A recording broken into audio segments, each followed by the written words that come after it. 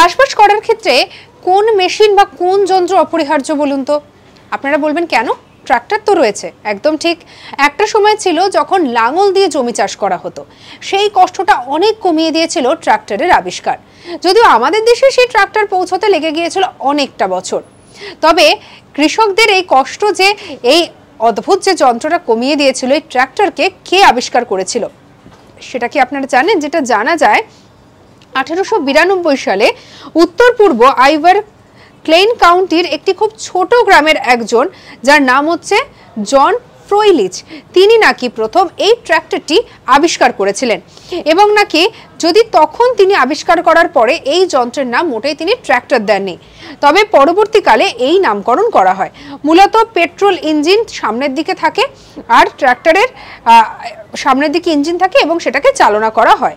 যদিও আধুনিক যে ট্র্যাক্টর আমরা দেখছি, সেই ট্র্যাক্টর কিন্তু অনেকটাই আলাদা সেই সময়কার ট্র্যাক্টরের থেকে। সঙ্গে রাখুন আজ তাক বাংলাকে, সাবস্ক্রাইব করতে ভুলবেন না।